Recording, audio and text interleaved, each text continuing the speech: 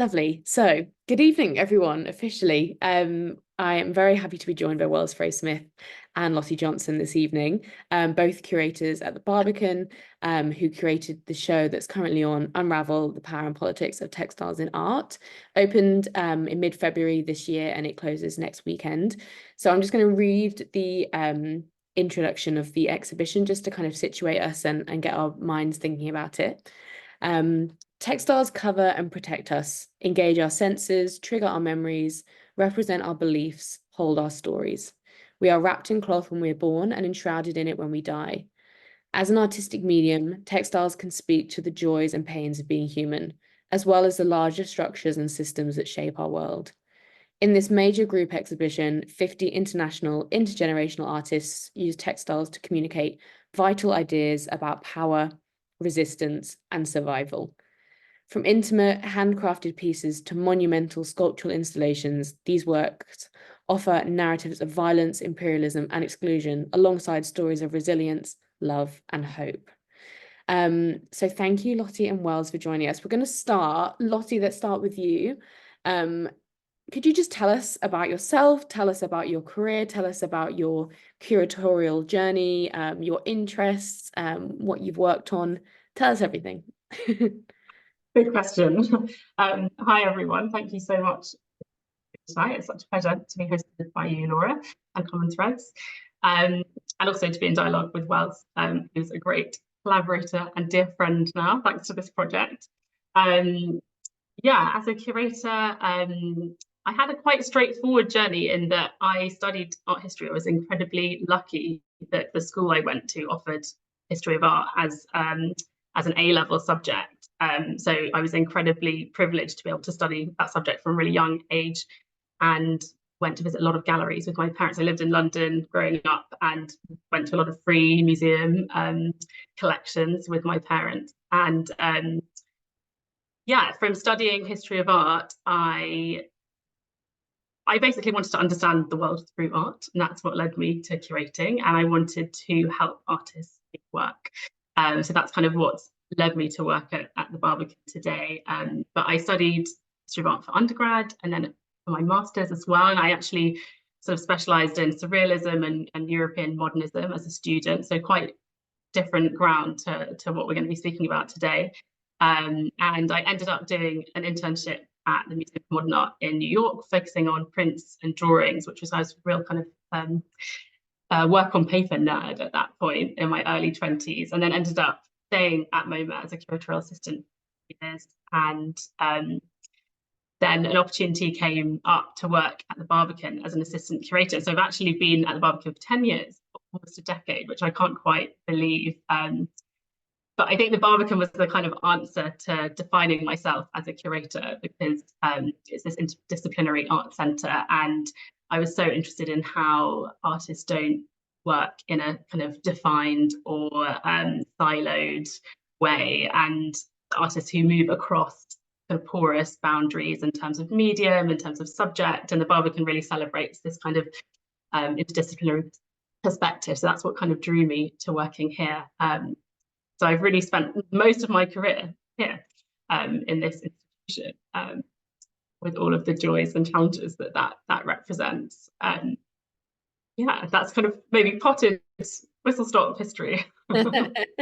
Thank you. Wells, would you like to share an introduction to yourself?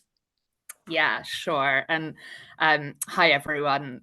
I am Wells, obviously, and I will just echo the thanks to Laura. It's so nice to be here with you. And I also see some names in the audience of friends far and wide. So that's such a nice surprise. And hello, everyone.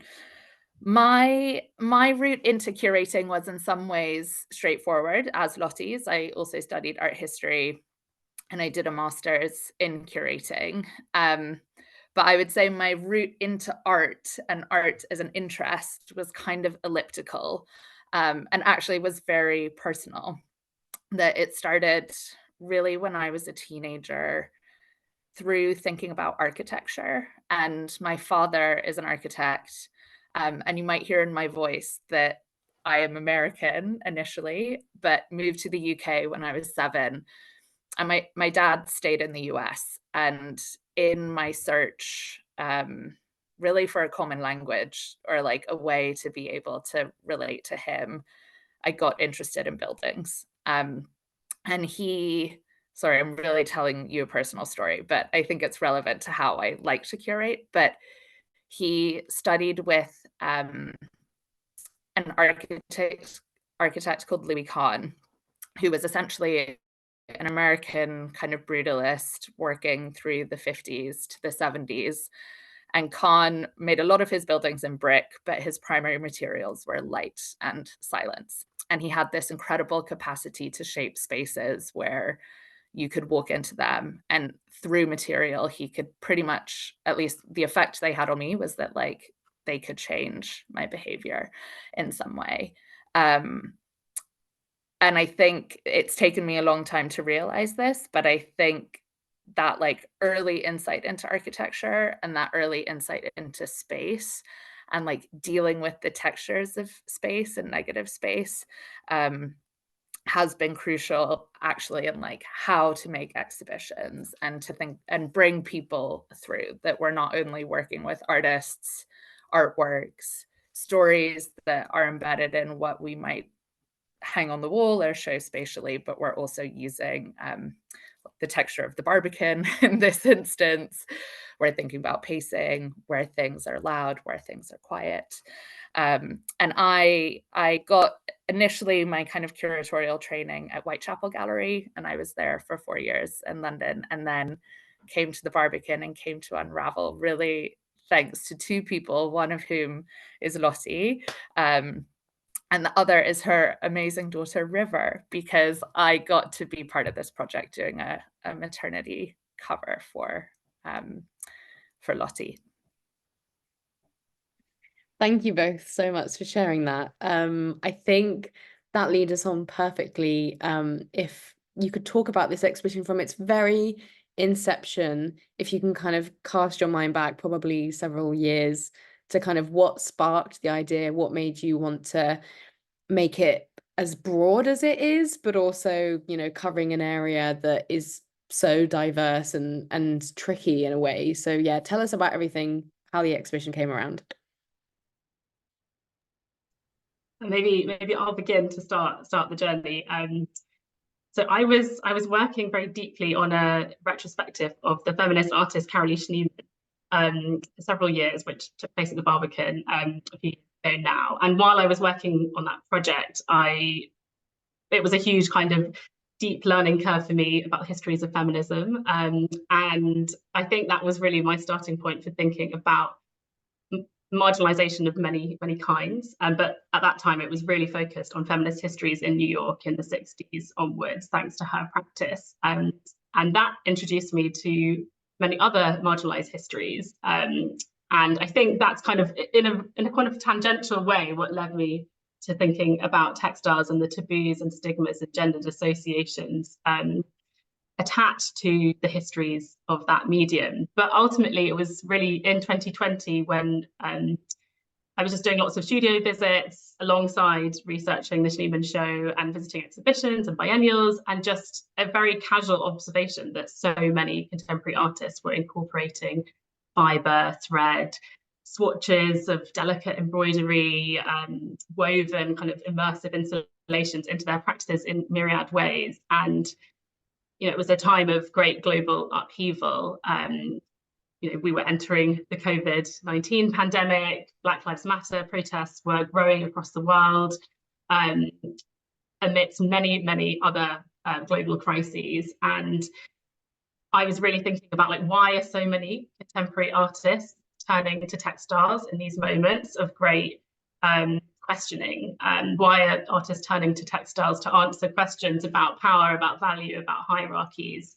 And that kind of became the seed of the project, really. And it's become a beautiful collaborative project because as we were developing the first ideas that formed the exhibition, we reached out to various institutions to see, you know, if they wanted to partner on the project. And we got an email back from the Stedelijk Museum in Amsterdam, where the show will travel after the Barbican, and the curator there, Amanda Pinate, who we should mention has been our crucial collaborator in this project, she emailed back straight away and said, I've been developing a show along exactly the same lines. So these are the questions that I also want to answer.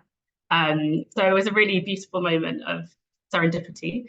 So we joined forces, and she comes from a design, contemporary design, as well as contemporary art practice, and particularly is focused on kind of decolonial thinking as well. So it was a really amazing curatorial partnership. And then Wells joined the fold, and it became this tripartite curatorial endeavor to unpack why textiles have this political power and meaning and potential, and thinking about the histories embedded in the medium, whether these are histories of colonialism, of indigenous ancestral heritage, and how artists have harnessed the medium to unpack histories.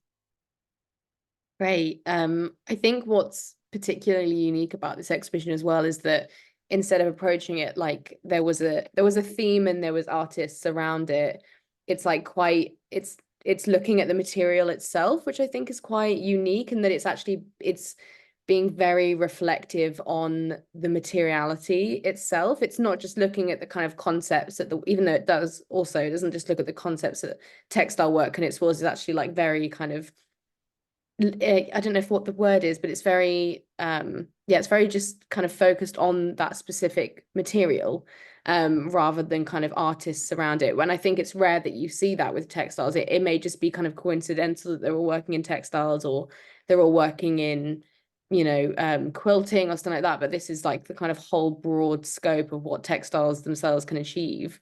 Did you have any moments where you were thinking, maybe we should just make this about one concept, one theme, and kind of make textiles the kind of secondary theme that links them all together? Or was it always like, no, we want to look at what makes textiles specifically a point of interest for artists?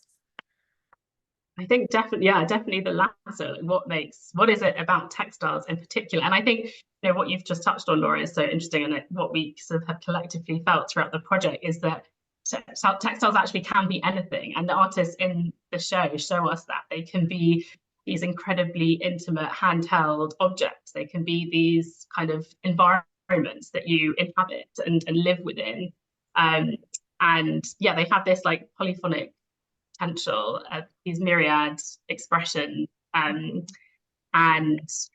ultimately they speak to human experience. So although textiles maybe seems like a kind of I don't know, sort of closed medium or kind of categorization, actually we were so excited about how they speak to the kind of multiplicity of human existence and experience. Wells, I don't know if you want to add. I'm sure you've got lots of.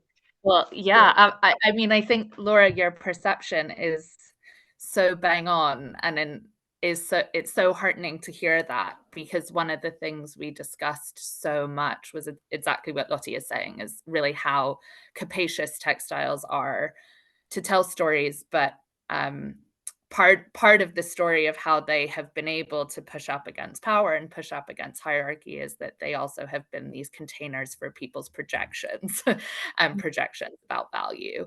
So the medium itself, and I mean like the medium as like the fiber, the thread, but also the processes and textile processes of knotting and stitching and braiding, and also the logic or a textile logic were really our guides. And we did speak a lot about doing a show where the politics and the political content was embedded in the medium in some way, so it wasn't this incidental fact that it was textiles. We were looking at works where in some cases the political message is like very inherent in the representation and in what we see, but also that work and part of its message is connected to its material and to its construction. So it wouldn't find its political expression in the same way as a painting necessarily. The material is so crucial to that. And that, I think, comes up again and again and again and again and again, even though the modes of expression are so different and so varied. And that was one of the really exciting things, is that as Lotte said, some pieces are tiny, some are massive, some are 2-dimensional, some are 3-dimensional, some are abstract, some are representational, some are woven, some are stitched. You know, there's kind of endless potential. Yeah, absolutely. And I think what's yeah, that element of it, I think, is what kind of takes it to the next level. As you say, it's not just like, what do these works look like? What are they depicting? It's like actually looking at the kind of somewhat invisible like histories of the materials themselves.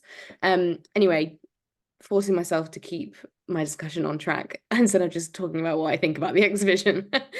So my last question before I hand over to you both to talk about some of the works in the exhibition, in the process of curating it and deciding the works and choosing what you wanted to include, what kind of challenges did you come up against as curators? You know, A, curating textiles, and B, curating something so international. Like, you know, what kind of things, hoops did you have to jump through? I think we had some really wonderful challenges in that there could have been, you know, hundreds of artists in this show, and we started with such a long list of artists, and it felt devastating to cut that list down. And there's so many incredible practitioners out there who could have been, you know, there could be so many versions of this show. I think that was definitely for me at the beginning, one of the overwhelming challenges was to kind of how to structure and make sense of this project when, we were just so kind of lucky to have this proliferation of artists working with textiles around us across the world. But I think one of the things that we collectively decided was that we would be led by researching the artist's work and the artist's voices and expressions. And it's their work that led us to the materiality that you're talking about, Laura, that led us to understand the very kind of real histories of the medium. You know, what does a single thread of indigo dyed cotton tell us about the world, about histories of oppression, extraction, and trade?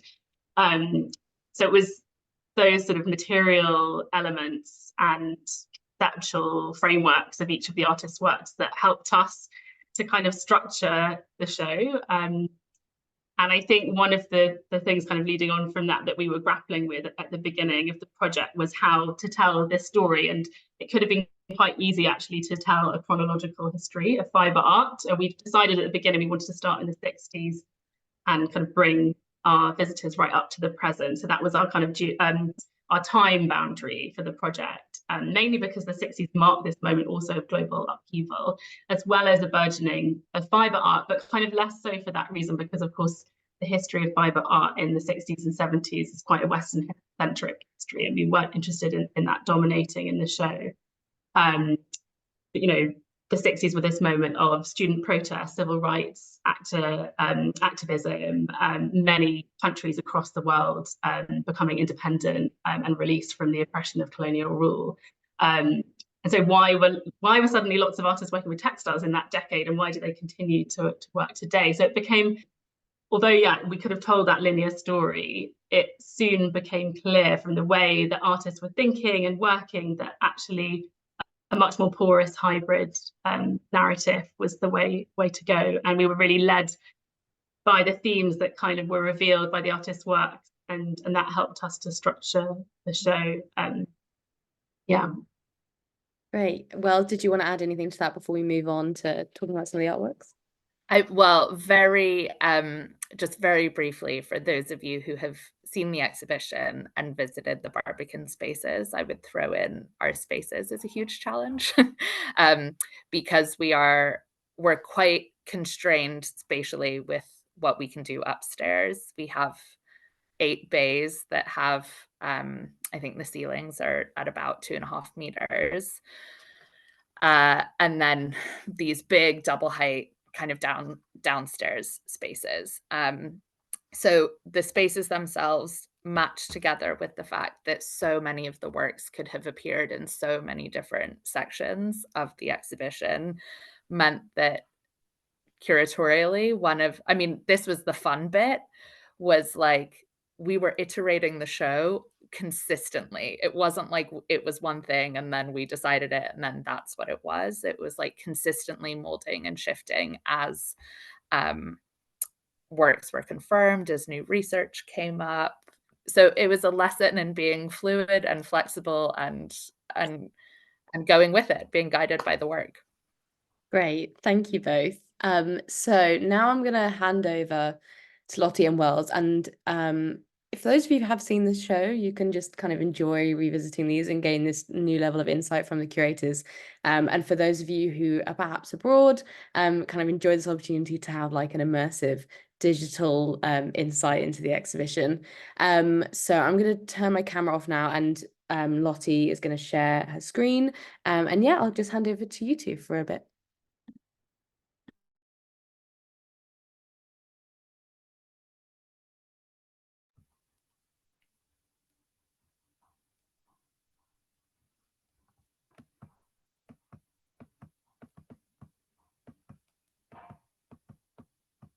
Great, sorry for the pause, dramatic pause there. Yeah, so we thought we'd bring some images up on screen to give you an insight into the exhibition for those of you who haven't seen it, and some lovely textural details to really reveal the incredible range and possibilities of textiles in the hands of these amazing 50 international artists. But I thought I would start by talking about a series of works that are in the opening section of the show, Subversive Stitch. And this kind of harking back to what I was talking about, kind of my own personal interest in histories of feminism. One of the books that became this kind of foundational springboard for the project was a book by Rosisa Parker called The Subversive Stitch, which I'm sure many people on the call tonight will have read or engaged with in some way. And it was really influential to all of our thinking.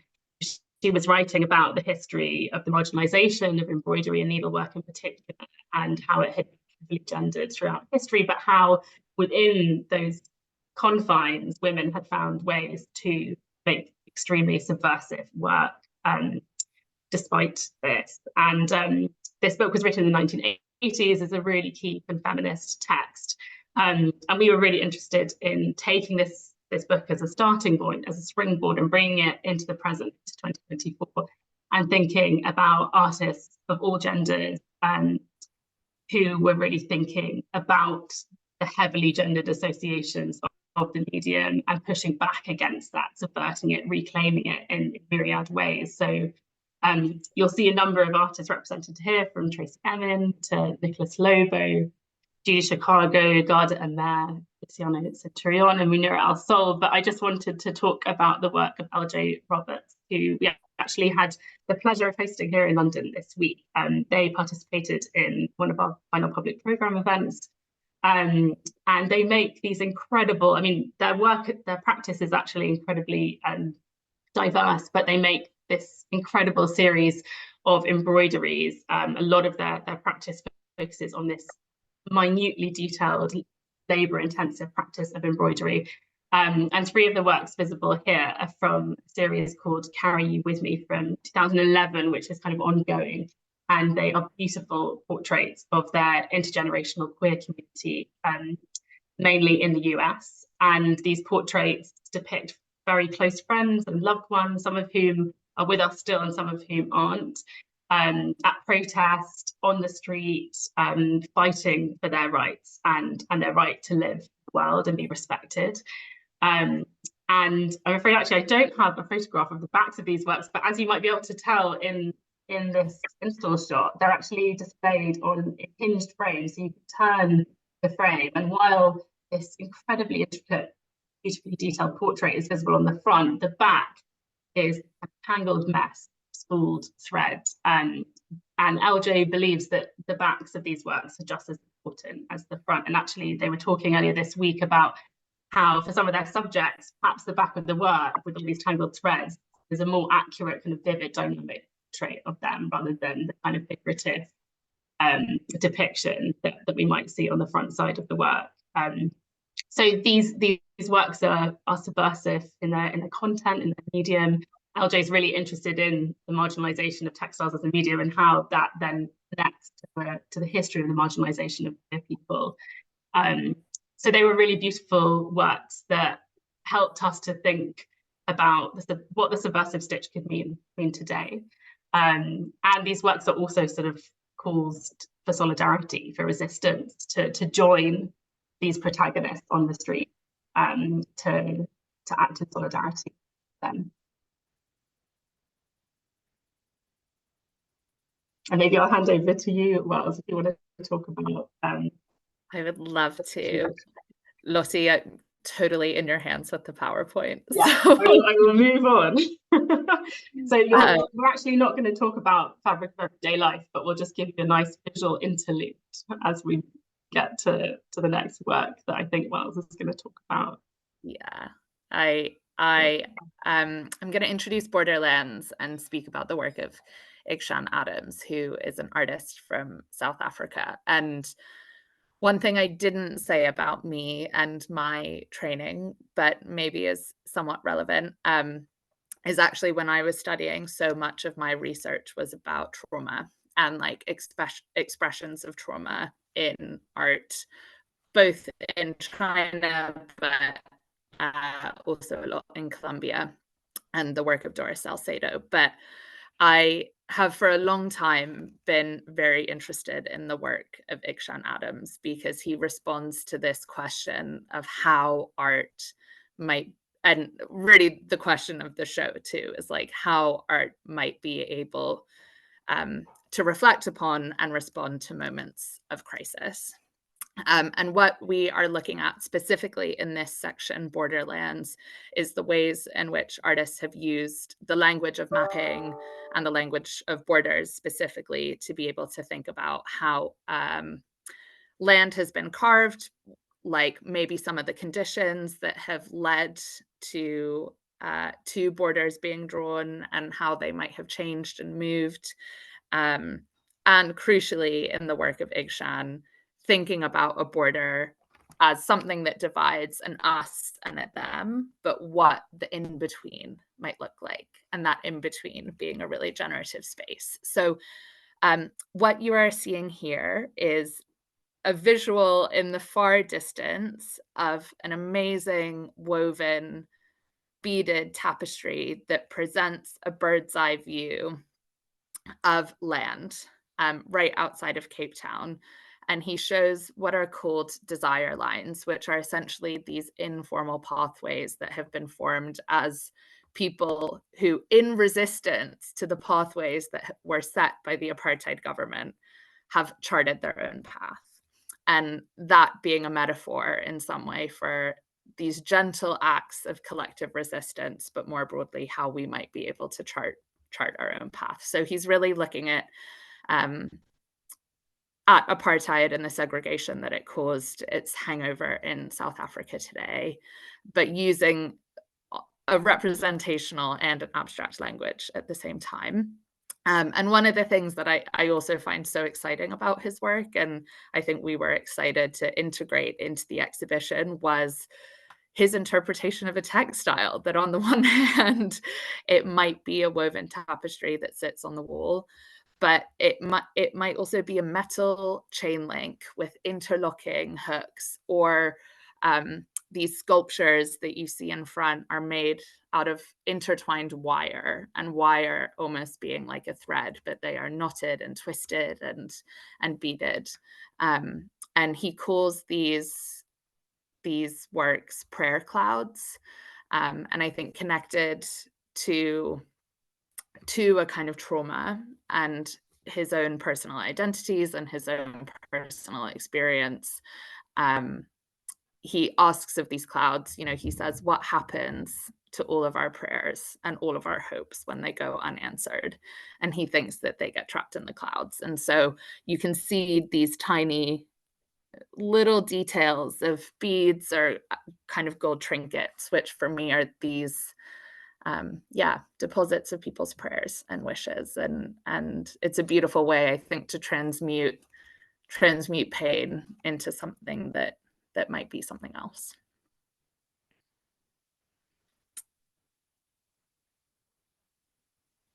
And then maybe this is also part of Bearing Witness, these amazing tapestries by Siande Rit. And this is Kim Suja.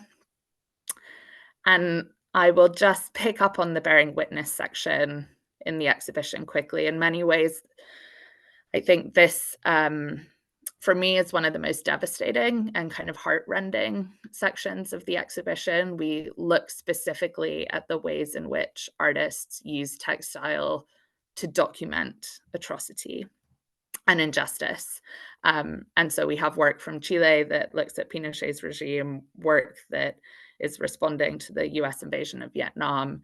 And I wanted briefly to talk about this piece by Teresa Margolles, who harnesses, I think, the potential of textile to bear the imprint of our bodies. And she is, she uses the fact that textiles are what we are wrapped in to create these works that are part of a series called We Have a Common Thread, that really pay homage and tribute to the victims of violence and the victims of atrocity. So what we are looking at here is a work that was collectively made by stitchers in Harlem in New York in homage of Eric Garner, who was a 43-year-old man who was killed by the police. Garner was illegally selling cigarettes, and the appropriate response to that by the police was to put him in a lethal chokehold, and he died. And Margolles went to the site in Staten Island where Garner was killed, and she lay the fabric on the ground. And so what we have here is in some way a textile that carries the material history and the imprint of his body, but that also became this phenomenal vehicle for processing and protesting his death, and a kind of mourning and healing for the people who stitched it. And we show alongside the work a film of the piece being made, where there were three women and one man who made the work, and they reflect on what it means to be a Black person in America during a time of police brutality, and share their impressions. And I find these works to be really hard, really hard. And I will also just say it might seem unusual to see textiles on light, because textiles are so sensitive to light. But this is part of Margolles' display. She wants for us to be able to look down upon these, where each textile almost becomes like a surrogate of a body, that we look down as though we are looking down onto an autopsy table. And she really asks us, I think, to bear witness in that way, and for our bodies to have a connection with the bodies of others.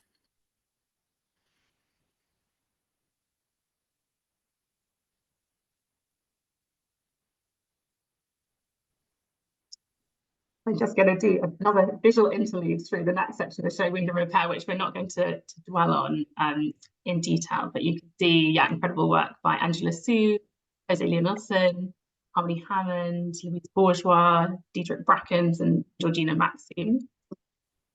But I'm just going to bring forward the final section of this show, which is the most porous section of the exhibition. And as Wells was speaking to earlier, the Barbican space really dictated in some ways how we could install the show. And downstairs, this double height space became kind of logical container, or not container, because the work kind of spills out of the space, for some of the most sculptural work in the show. And we really wanted the work itself to kind of be the choreography of the exhibition. So there's very little architecture. Some of our exhibitions at Barbican are very labyrinth, have lots of walls that take you through lots of different kind of portals and spaces. But here we wanted the work to do the talking and to lead you through like a sort of choreographic cue. And kind of speaking to choreography and performance, the works that kind of greet you as you walk into this section, Ancestral Threads, are garment sculptures by Jeffrey. And maybe I'll just give a bit of insight into this section if I did before I focus on his work. So one of the things that became so salient, or so clear to us from the very beginning, was that textiles were constantly leading artists back to their ancestors, because textiles have been used as a means of communication in Indigenous cultures for centuries. And this spans from Native American communities using textiles as a form of expression and celebration and spiritual protection in, for example, powwow ceremonies, which is what Jeffrey Gibson is drawing on, and I'll speak about in a moment, to the history of Andean cultures using a system of knotted threads as a way to literally communicate, as a kind of form of pre-written language, to pass down stories and information about their culture. And that kind of manifests in the work of Cecilia Vicuña, whose work I'll also touch on in a moment. And I think one of the things that was so clear to us was that many of the artists in this section who were reaching back to matrilineal history, so this idea of women throughout history handing down systems of knowledge and practices of making, almost as a way of connecting despite their marginalization, despite their oppression, these languages that persisted. And Jeffrey Gibson's work in some ways kind of manifests this. His both grandmothers of his were incredible makers, from weaving to jewelry to clothes, and textiles and weaving were very much part of his culture as a Choctaw Cherokee young boy, and they're still very much part of his heritage as an Indigenous Native American man living in what's now known as the United States. And actually, he was really not interested in textiles as a student. He started out as a painter, but he was constantly referencing histories of weaving and textiles in the patterns that he was using in his painting. And he kind of describes how he came to textiles kind of almost tangentially, not sort of necessarily realizing that actually these histories were so present in his own family. But these works are some of his most exciting in his practice. They're these incredible garment sculptures that can be worn by performers. They can be hung in a kind of procession, like congregation of spirits, like we've done here at the Barbican, and they reference particular powwow ceremonies and the dancers who would wear these garments. And particularly, Gibson is interested in the history of the Northern Paiute people who wore particular garments as a form of spiritual protection in the pacifist ghost dance movement. But he's completely reworking and retranslating this history. So the works that you see here reference these very specific histories of dress in Native American culture, but actually they incorporate lots of popular culture references. You'll see these kind of amazing emblazoned slogans across the tunics. Speak to me so that I can understand. People like us, which is actually a slogan or a phrase that is on a Sister Carita print that Gibson owns. She was a radical nun working in the 1950s and 60s in California. So he's pulling from this really diverse range of references, and he thinks about these works as kind of intertribal mashups. He is pushing back against any essentialist understanding of indigeneity and bringing this idea of Indigenous history into the present, imagining what an Indigenous future might look like, and pushing back against history of colonialism and capitalism through his work in this incredibly joyful, spirited, dynamic way. So we wanted these works to really set the tone section, and also show you again that textiles could be anything. You know, they could be something worn on your body, they can be something held in your hand, they can be something you step on, something that envelops you. And thinking about this kind of these histories of embedded communication and knowledge systems that have been handed down, I'll just fast forward to the final work that we're going to talk about, which is this incredible Quipu Austral by the Chilean artist Cecilia Vicuña, which you can see here. And in some ways, I think for the curatorial project, Cecilia Vicuña was a touchstone, kind of point of inspiration throughout making this exhibition. The way that she, as an artist and poet, has written about meaning and potential of textiles. One of a poem that she's written includes this beautiful phrase, thread weaves the world. And that was really kind of we returned to that idea again and again. And Vicuña really thinks about weaving as a form of dialogue. And I think that is present in the way that we structured the show as well, these kind of dialogues across generations and geographies. But the work that we're looking at here really manifests these her decades-long engagement with the form of the quipu. And quipu in the ancient Andean language means knot. And as I referenced earlier, this system of knots, the system of quipus in ancient Andean culture are thought to have been a means for communication. So these knotted threads, these threads with knots at different intervals along them, were intended to pass down not only tax information, census information, the statistical information about people, but also to pass on stories, poems, music. So they were this beautiful, really diverse means of communicating. And during the Spanish conquest, quipu as a form were banned and destroyed, were literally censored by the Spanish colonizers, basically for fear of this hidden form of knowledge, this language that they could not understand. And in reviving, in a kind of poetic, abstract way, the form of the quipu, Vicuña sees her work as an act of poetic resistance. So she started making these sort of homages and reinterpretations of the quipu in the 1960s in Chile, when there were very oppressive right-wing uprisings against the socialist structure in Chile, which led to Pinochet's fascist dictatorship in the early 70s. And Vicuña kind of made these connections across history with the censorship of these indigenous forms of knowledge. And she saw reviving quipu as this act of poetic resistance. So what you see in front of you are these amazing spools of unwoven, unspun wool, streaming down from these incredibly vibrant colours. And they're all knotted at the top and just kind of free-form flow to the ground. And this work was actually commissioned for the Sydney Biennial or Biennale in 2012. And Vicuña was really interested in making connections to the specific context of that commission. So she was researching ancient Aboriginal cultures and possible connections that could be made to Andean culture. And she found these resonances in the color palettes that Chilean artists had used in ancient Andean culture, as well as the Aboriginal artists had used in tattoos and rock cave paintings. So these are some of the colors that you see coming out here. And she was also thinking about the way that both of these cultures has honored the life-giving sources of water.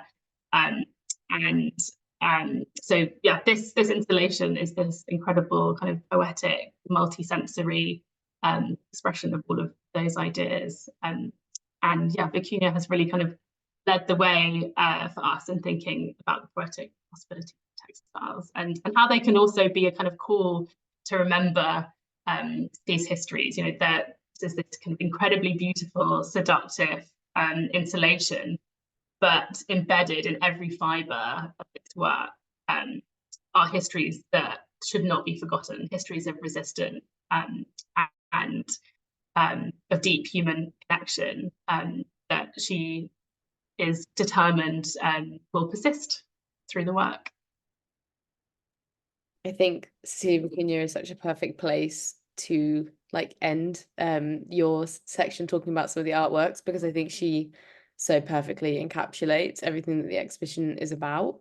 And just to come off that, because we haven't obviously had time to go through all the artworks in the exhibition, the catalogue, if you're not able to see the exhibition before it closed, the catalogue is really incredible.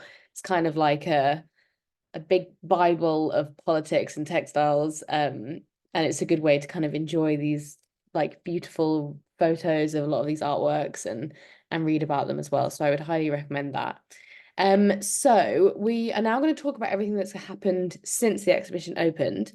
So the exhibition opened in the middle of February, right?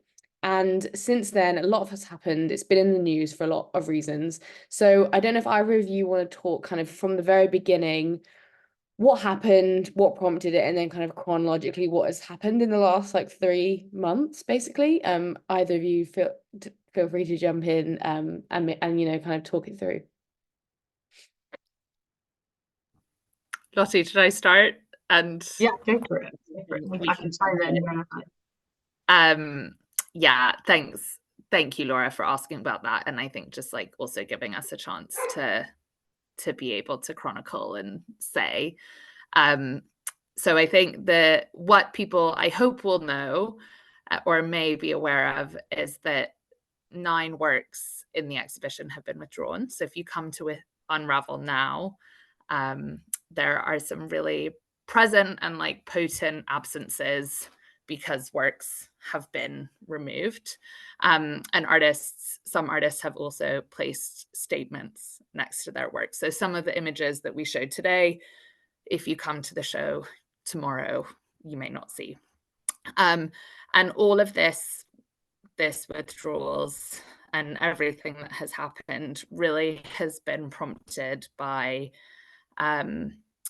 institutional decisions, I would say, and like the Barbican not hosting an event and a series of lectures by the London Review of Books, including a talk by an Indian academic, Pankaj Mishra, that was called The Shoah After Gaza. And that has been called into the press and spoken about publicly as being a case of institutional censorship, particularly censorship of pro-Palestinian voices and also like pro-Palestinian ideas,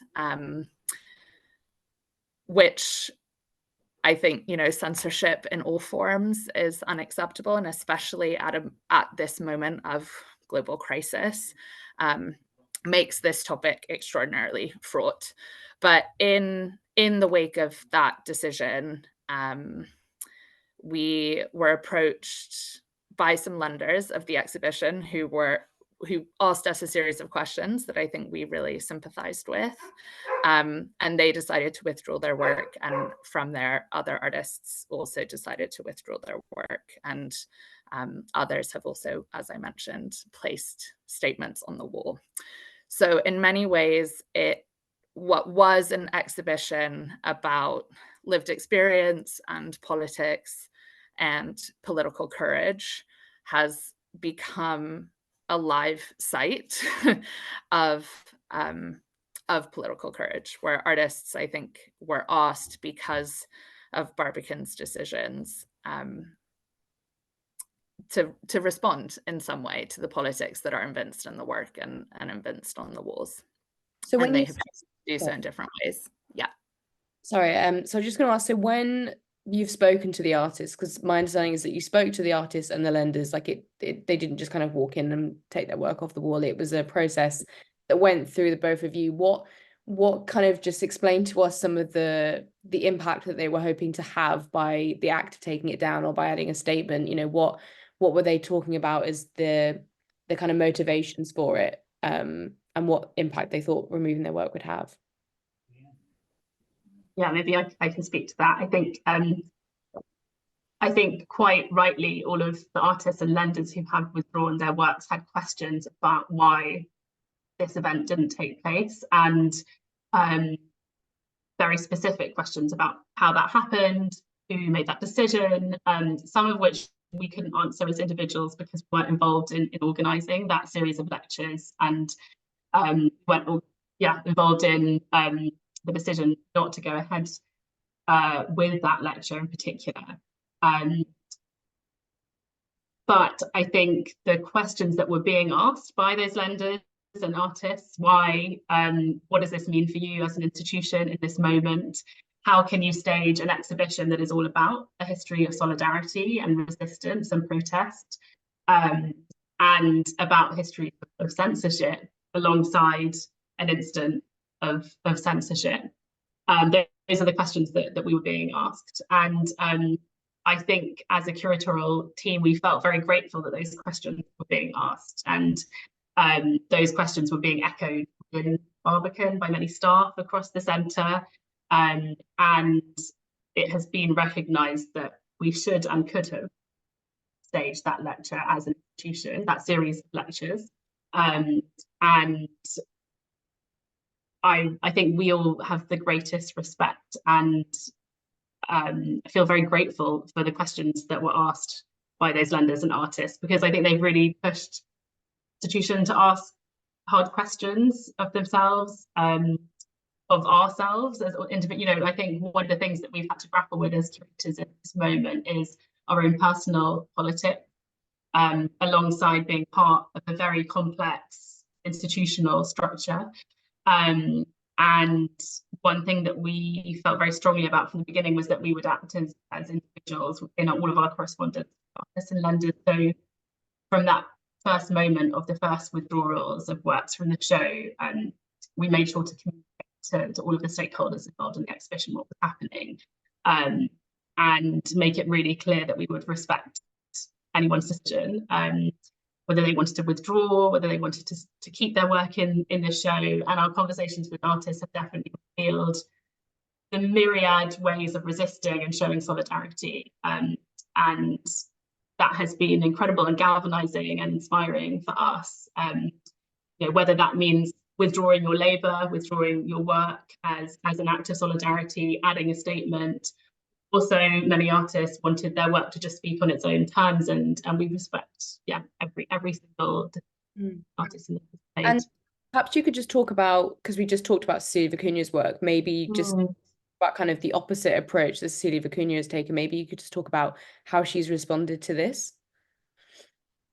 Yeah, so she, as well as another artist, Yi Lan, have added letters or kind of statements addressed to the Barbican administration, asking questions about why the lecture didn't take place, but more importantly, stating their own solidarity and support of Palestinians in this time and in the context of a genocide taking place in Gaza. And they are both beautiful, beautiful letters that speak to their own those two artists, their own personal histories of engagement with practices of censorship and oppression. And Cecilia talks about, what I just spoken about the kipu and how it has been entangled and manipulated and exploited throughout history, and how it's so important for her to push back against that. So I think for her as an artist, the work is seeking that resistance, and she wanted to make that super clear in her letter. She's demanding answers, but also allowing the work to speak its resistance. I don't know if you want to add anything else to that. I think you handled that beautifully. I mean, the one thing that was coming up for me is that since February and since the withdrawals happened, I think globally we have seen that the right to protest basically is really being shut down around the world. And that is incredibly harrowing. No matter where you stand and what you are protesting, that protest is being suppressed and shut down. You can be a student on a college campus in the US and get arrested for airing your voice. That is the climate in which we are existing.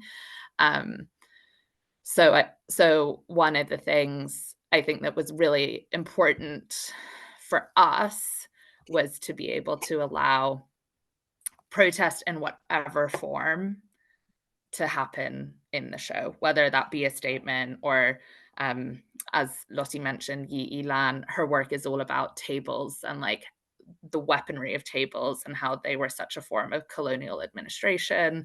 And she asked us to put a table in front of the work and have that be a symbol of institutional power and what that kind of wields. So I think, it was important for artists really to be able to guide and direct how their work now speaks of protest and in their own way. I think what's interesting is that obviously as kind of a member of the public, this all unfold over the last couple of months, the only kind of responses we ever see is from the Barbican capital B, as an institution. But as curators, how does this how has this impacted your kind of experience of the exhibition? Are there things that you've learned from it? You know, what kind of, in what ways, personally, emotionally, politically, have you felt like, professionally, have you felt like responding to this? You know, kind of what's happening behind the scenes for you guys in terms of like mentally, emotionally, and like at the Barbican? You know, what have you kind of done in response to this, basically? Sorry, big question. It was a big question. I mean, it's definitely been challenging to navigate. I don't think any of us have experienced sort of grappling with a situation like this in our careers. But for me, I think it has just cemented my belief and respect for artists. I think, you know, the whole show has been born of listening to the voices of artists, and following their lead. And that's the only reason why we exist as an art centre. That's the only reason why my job as a curator exists, because of the practices, expressions, thoughts, ideas of artists, and their questions, their decisions, no matter what they be, in relation to what has transpired within the institution, have been so our conversations have been so generative and open and raw, and I think in some ways that's what's kept us all going throughout this, and really just I guess that's it, cemented my belief in artists, which I already had. So I didn't need it to be cemented, but it just hammered home that intensity. Thank you. Wells, did you want to come in here? I mean, maybe very briefly, I think one thing that I have felt, it is true for all shows you curate, but you make it and you incubate it and you open the door and it is no longer yours. And so that was like incredibly clear in this instance. And I think has also raised really important questions, just like about the role of a curator and also like the role of an institution. And so much of it, I think, is about being a custodian, and being a custodian for the work of the artist and like their wishes and their desires, and also to the public. And I think what I have found hard in all of this is like wanting to get it right and like make sure I'm doing the right thing by all these different people that we are like trying to serve. And I have no critical distance on that. I have no idea if we have achieved that.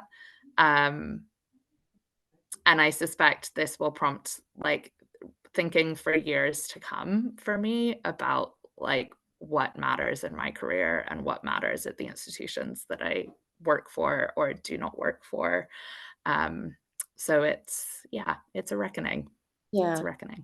I don't know if both of you felt this kind of over the process of researching the exhibition and curating it, you kind of form like a sort of attachment to some of these artists whose careers you've been following. You know, in my case, I wrote about Sula Vicuña for my undergrad dissertation years ago, and I feel this kind of investment in them. So for me, seeing the actions that have taken place in the kind of last few months, I felt like so what's the word, like happy that they've done this, like just happy that the artists are speaking out. I think like it's and sometimes there's this impression that kind of art and the art world and artists are quite detached from the real world, and I think like this was just like a very stark reminder that like textiles in particular, particularly those who work with politics and textiles, like there's no separation for them in terms of the work that they're producing and how it's responding to the world around them. So I felt like I just felt this enormous sense of like, wow, this is happening, and artists are creating real action and real change. And I just think it's incredible what we've seen. And as you say, Wells, I think like this is something that's going to be talked about for years to come, and in future kind of iterations of shows about textiles and politics. Like there's absolutely no questioning how intrinsic politics is to textiles, and there's kind of no way of skirting around that. And I think that the way that kind of the statements have been put up and the way that the artists have spoken on social media, I just think it's been incredibly powerful. And yeah, kind of interesting, that phrase that you used earlier, Wells, that I took note of, the gentle acts of collective resistance, is kind of a great encapsulation, even though in some arguments they're not that gentle, because they have been withdrawing them, and there's anger and there's rage, rightly. I think these kind of small ways that artists can respond to crisis is really important to see. So maybe just before we go on to questions, I apologize, we've run over time, but just before we go on to questions, maybe you could just talk about something that people can see at the Barbican, a new work that's happening at the Barbican, that also touches on textiles and labor, and also just, talk about the last week and a bit of the exhibition, if people want to come and see it. Yeah, well, the show closes on the 26th of May. So please do come and see the show, if you haven't already, if you can, if you're in close reach to London. And actually, we should say that on Thursday nights, we have a pay what you can entry. So you can pay as little as £3 to come and see the exhibition. So yeah, I think that's not always known, but I really encourage you to come on that evening if you're finding the ticket cost a barrier. But beyond the show, we are so excited that as part of kind of satellite response to the exhibition, the Barbican, commissioned Ibrahim Mahama to create this incredibly epic, spectacular wrapping of the whole Barbican Centre. So if you step out onto our lakeside terraced outside of the exhibition itself, so you don't have to buy a ticket to the show, you can see it free. And it's up till August. You can see the incredible textile.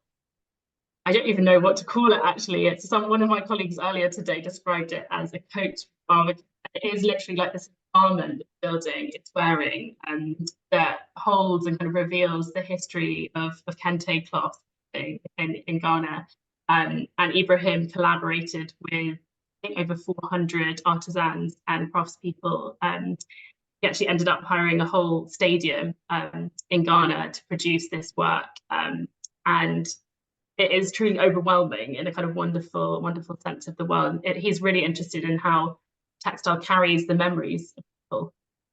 It absorbs the textures of our lives. And of course, in the textile that wraps the Barbican in this kind of bright pink and purple cloth, the hands of the many makers that went into that work, their lives are embedded in the work, and it, as the work habits and clothes the centre, it will absorb the elements, the gale force winds that we've had over the last month or so, or the rain, the sun that is currently beating down on it. It will have this kind of living history.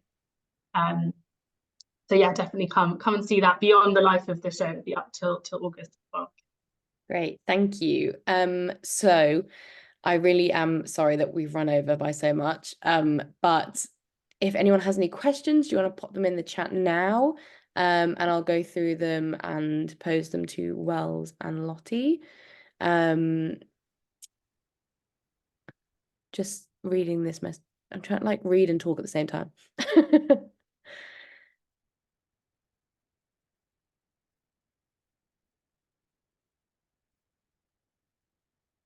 Yeah, so Veronique makes a really good point, that firstly she traveled from Canada to see the exhibition, and the absence of the works was really felt. And I think, I was very lucky that I managed to see it in its first week, I think, before the works had been withdrawn. And I when I see pictures of it, it's such a shame that the works aren't in it anymore. But I agree, it also just is incredible to see the courage of the artists to take that stand. And the show felt like the works were subversive, up to the point that the institution was willing to accept/accommodate. I don't mean this is a criticism of the show, just a viewer's perspective. I mean, I think we are still, we're talking about this show in the context of the organization that it's in. And it's a huge organization, it's kind of one of the biggest arts organizations in London. And I think you're right, big exhibitions can only be radical up until a point. And I just think that's a really interesting point, Veronique. So Milu asks how the public program was created alongside the show. Perhaps you could talk about that because there's been some talks and tours and things, haven't there? Yeah, should I take that one? Cool. Yeah, thanks, Milu. Our public program, I would say, also was kind of built in an iterative way. We had our plans for it, and then we had to put it on pause and question what was appropriate and what we wanted to do given the withdrawals and given this kind of moment of crisis and reckoning. But it ended up taking form as a series of tours inside the spaces led by the curators. And I think we made a point to be as transparent as we could in those tours. And then we also had a series of artist talks responding to thematics in the exhibition. So we had Billy Zengewa, who came from South Africa, and Achaya Karunan, who came from Uganda, really to be talking about the specific materials they use. In the case of Billy Zengewa, it's silk, and Achaya, it's natural fibers, raffia, banana leaves. And then this week, we had a talk co-hosted with the Courtauld with Sarah Zapata and LJ Roberts to be getting into some of the like theoretical underpinnings of textiles, and queerness, actually, and how we might be able to queer binaries or the kind of the queer and subversive potential of textiles in that way. And I think we wanted really to be artist-led and to be able to like showcase their voices as much as we could. Great. And Kay has asked if you could talk about why so often textile artists are called to explore, carry ancestors and history in their work. Is this more so than other mediums? And if so, why might that be? So that actually this is kind of a central question of the exhibition is why are they using textiles in this particular instance? So yeah, perhaps you could just quickly recap kind of what we've talked about that. Yeah, sure. I mean, I think, what you sort of introduced the event with Laura, really beautiful kind of segue into that. And the kind of concept that we also opened the show with is that, the moment that you're born, often you're swaddled in a textile and you wear textiles every day as a form or means of communication and expression. And then often in many cultures, you're shrouded in textile when you die. And I think that's a practice has been embedded in cultures and communities for centuries. And, apart from that fact of textiles' close association with the body, as I was talking about before, in Andean cultures, textiles were literally, or thread and fiber was literally used as a form of language, as a way to communicate, to pass on stories. And also this kind of matrilineal history of textile knowledge systems being passed down. So, yeah, I think there are just textiles are kind of as old as time. We've been using textiles as a means of communication since we existed. Great. And Helen's asked also another question that I'm super interested to hear both your thoughts on. Helen's asked, with it being nearly 40 years since the publishing of The Subversive Stitch, do you think textile art is still segregated / relegated as women's work? And actually, I'm going to add to that, is being relegated to women's work necessarily a bad thing? Is that something we can reclaim? How do you feel about that concept? What a rich it's something that we've what a rich question, is true. It is something that we've been trying to kind of, we have been grappling with ourselves, and also that we wanted to slightly upend. Of course, Rosisa Parker's book is written from a very specific Western perspective, and something that we learned from many other scholars through our research is that in many cultures, actually, textiles are not necessarily women's work. In particular, in countries like Nigeria, particular histories of fabric were only practiced, were only practiced by men, and men would be allowed to weave in a certain way historically. And in many cultures across the world, men have been the kind of main labourers for textile production. So I think there is this kind of slight danger of having this very Western-centric history of textiles. Of course, it is still an incredibly important history to broach and has dominated our thinking and understanding of the medium. And I wish that I could say that I don't think it's still relegated or segregated as women's work, but still live in a very patriarchal society. And so, of course, it in many instances is. I think less so, and I think there's, what we haven't talked about tonight is an incredible history of scholars who have worked to push back against those associations. Our advisor for the show is an amazing academic and scholar and curator herself, Julia Bryan Wilson, and her book Fray, which is all about the politics of textiles, works to push back against gendered associations, but many other scholars and so worked alongside and to do that work. Yeah, sorry, it's a big question. Yeah. I don't know if you want to add anything else. So Cody, is there any particular artists that integrate their spiritual identity within their work, or were there surprising ways where spirituality and belief were tied to acts of resistance or collective memory? And they've referenced Wells, Ishkan Adams, Prayer Clouds. Perhaps you could answer this question. I love hearing your whole background, FYI. Yeah. Also, this is from my friend. So hi, Cody. Thank you for the question. Obviously, I love this. In short, yes, absolutely. I mean, Ikshan Adams is a big one, but I think there is a very strong spiritual thrust to the show in many different ways. One, because textiles and the making of textiles and using them is so often a meditative practice and a way in which you cultivate presence and attention, and like that really being the essence of the spiritual in some way. And some artists talk about that incredibly directly. Lenore Tawney is one of them.